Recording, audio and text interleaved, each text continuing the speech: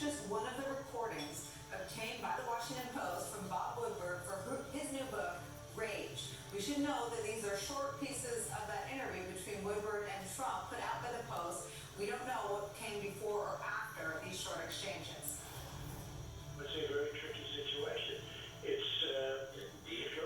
goes through air, Bob. That's always tougher than the touch. You know, the touch, you don't have to touch things, right? But the air, you just breathe the air. That's how it's passed. And so that's a very tricky one. That's a very delicate one. It's also more deadly than even your strenuous flus. You know, people don't realize we lose 25,000, 30,000 people a year here. Who would ever think that, right? I know, because It's pretty amazing.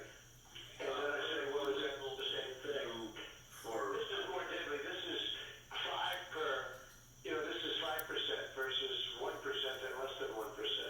You know, so this is deadly stuff. Deadly stuff. Deadlier than a strenuous flu. Those are Donald Trump's own words, an on-the-record admission to Bob Woodward, who he agreed to be interviewed by on February 7th, more than 2 weeks after the first known case of coronavirus was discovered in the U.S. And according to Woodward's new book, Donald Trump was warned at the time, in no uncertain terms, that the outbreak would become an historic crisis. From the Washington Post report on Woodward's book, quote, "This will be the biggest national security threat you face in your presidency," National Security Advisor Robert O'Brien told Trump. Quote, "This is going to be the roughest thing you face." And yet, in the weeks that followed that warning and Donald Trump's private acknowledgement to Bob Woodward of the human tragedy that was soon to come, here was Donald Trump's public message to the American people. A lot of people think that goes away in April with the heat, as the heat comes in. Typically that will go away in April. We're in great shape. We're going to be pretty soon at only 5 people, and we could be at just 1 or 2 people over the next short period of time. But that's a little bit like the flu. It's a little like the regular flu that we have flu shots for. And we'll essentially have a flu shot for this in a fairly quick manner. It's going to disappear one day. It's like a miracle. It will disappear. And from our shores, it could get worse before it gets better. It could maybe go away. We'll see what happens. Nobody really knows.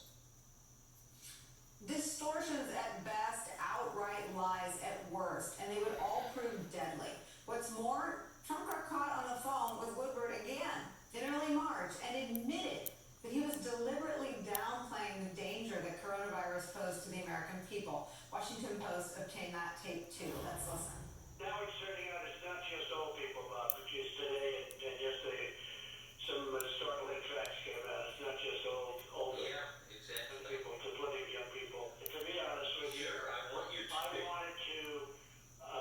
I wanted to always play it down. I still like playing it down Yes, sir. because I don't want to create a panic. Of course, that was just the beginning, as downplaying the virus gave way to outright dismissals of the social distancing and mask guidelines and stay-at-home orders that his top scientists insisted would save lives. It's messaging that Trump still sticks to today, even as the U.S. death toll nears 200,000. The tapes are where we start today with some of our favorite reporters and friends. With us